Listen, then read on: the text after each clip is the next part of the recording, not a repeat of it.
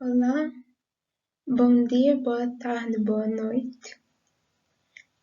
Vou falar um pouco sobre a forma espacial e polaridade molecular. Essa aula vai ser dividida em duas partes. Primeiro, eu vou falar sobre a forma espacial molecular.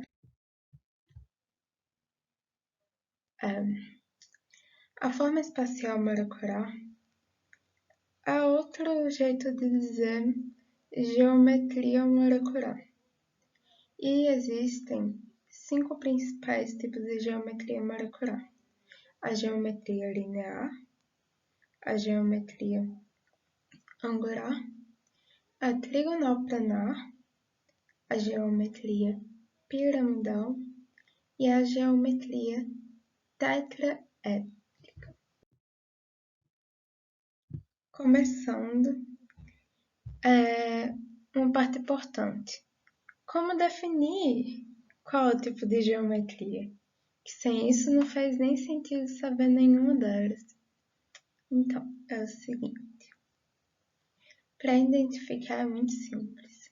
Você tem que saber a quantidade de átomos e identificar se o elemento central possui par de elétrons livres.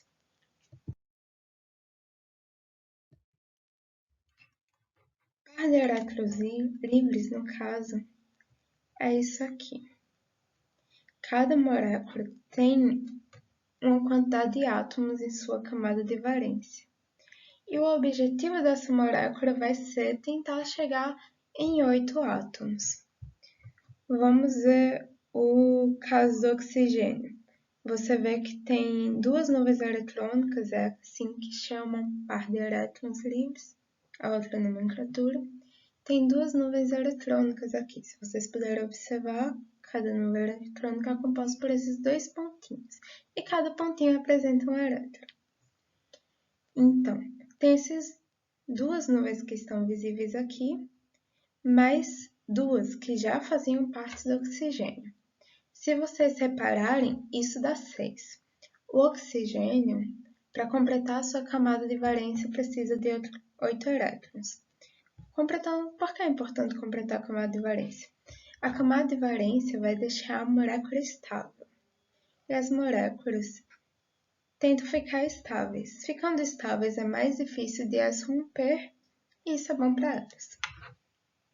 Ok.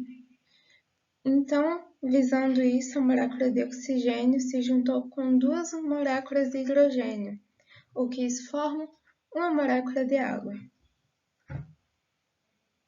Ok, explicado a importância do octeto, vamos voltar para a linearidade. E olha só, vamos para a primeira geometria linear. A geometria linear é formada por 2 ou 3 átomos e não tem par de elétrons livres. Já eu explico como isso não ter par de elétrons livres no átomo central, no caso carbono, vai influenciar nessa linear. Bem, se vocês verem o oxigênio, como eu expliquei, está aqui formando seu octeto, cada um deles, e o carbono tem 4 átomos em sua camada de valência. Para fechar os 8, ele se junta a esses oxigênios. Ok? Essa é a geometria linear. Se vocês perceberem, a geometria linear recebe esse nome, pois ela tem formato de uma linha. Vamos supor que isso aqui fosse um átomo. Se eu colocasse mais 2 brochinhos, um aqui, formaria uma linha. Geometria linear. Ok, agora vamos para o segundo. Geometria linear. Não, desculpe-me. Geometria angular. A geometria angular já explicando o que eu disse que ia explicar, ela, ao invés de ser reto, vocês podem perceber que ela forma um ângulo. Antes estava reto.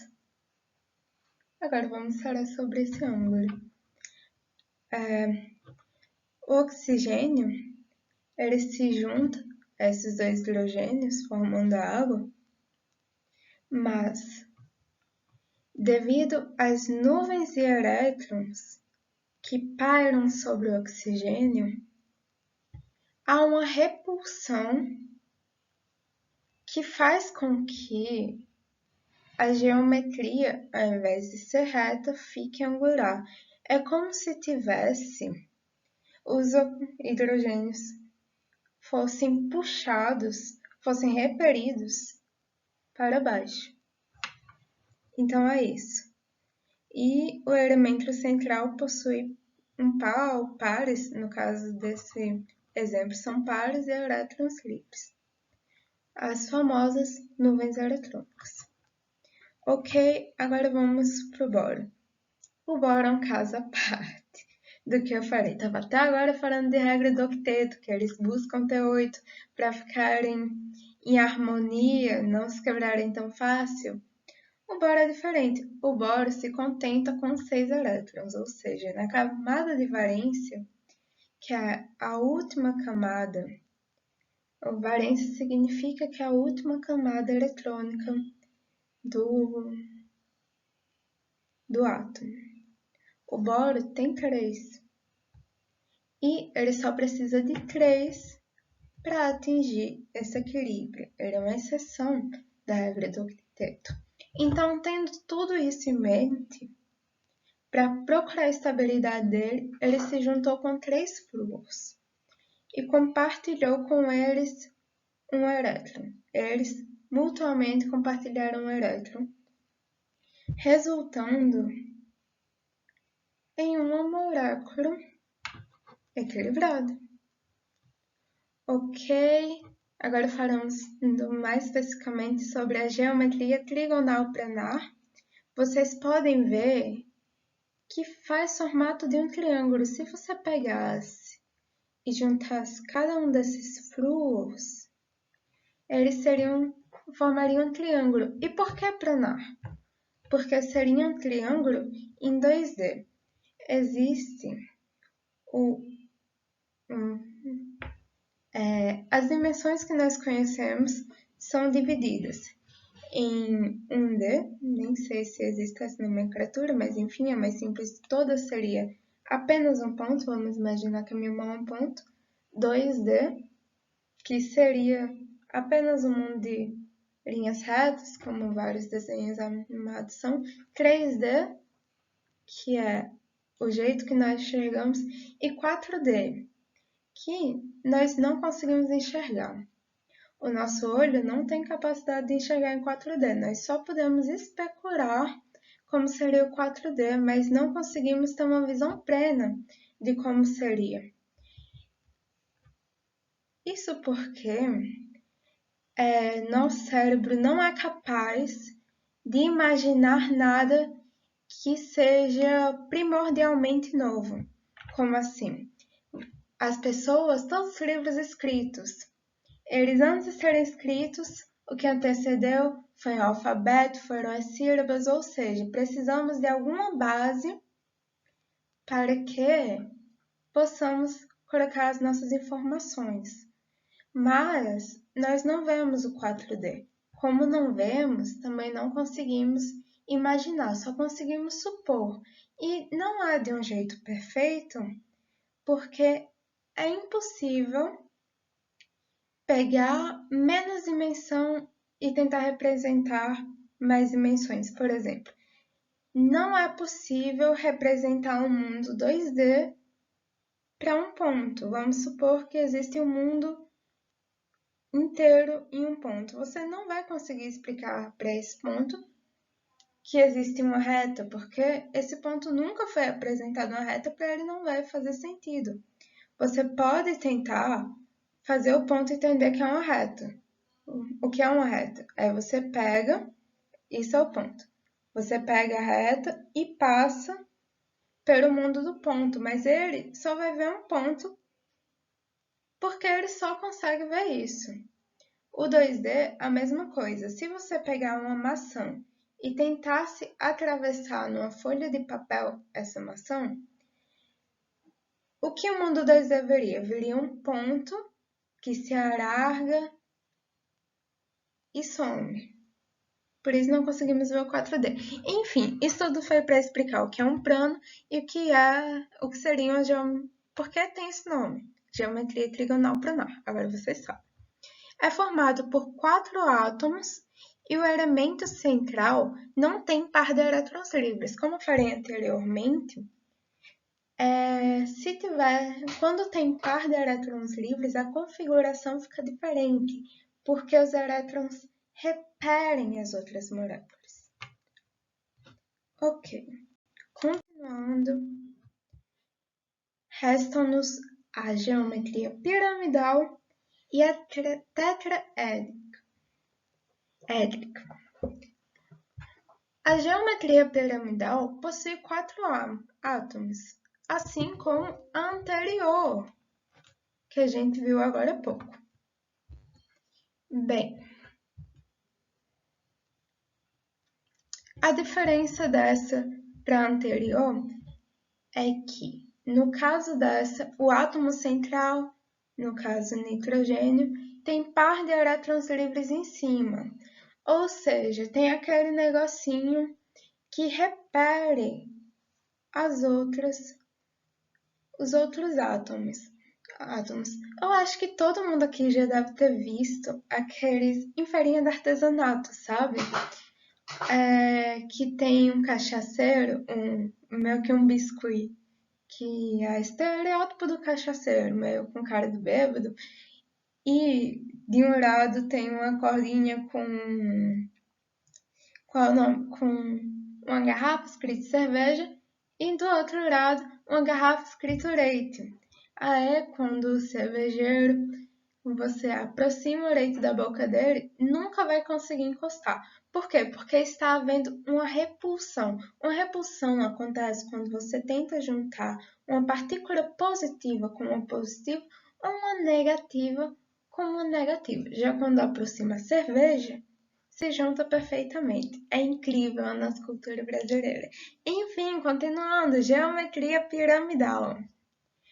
Por causa dessa nuvem, que é quase uma nuvem de negatividade mesmo, né? Até os átomos se afastam. Ele fica nesse formato de pirâmide. Se lembra das pirâmides do Egito? Fica mais ou menos daquele formato. Enfim, possuem 4 átomos e o átomo central possui, já expliquei. Geometria tetraédrica. Possui 5 átomos. Vocês aqui só estão vendo... Ah, não, também...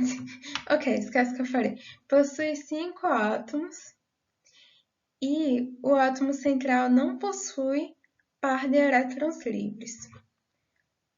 O que vai acontecer agora? Ok, eu trouxe uma imagem aqui para representar melhor, porque desse jeito em 2D, aquele negócio que eu estava falando, que é difícil representar algo 3D em 2D. Bem, pensando nisso, eu trouxe a figura 3D para ficar melhor de ver.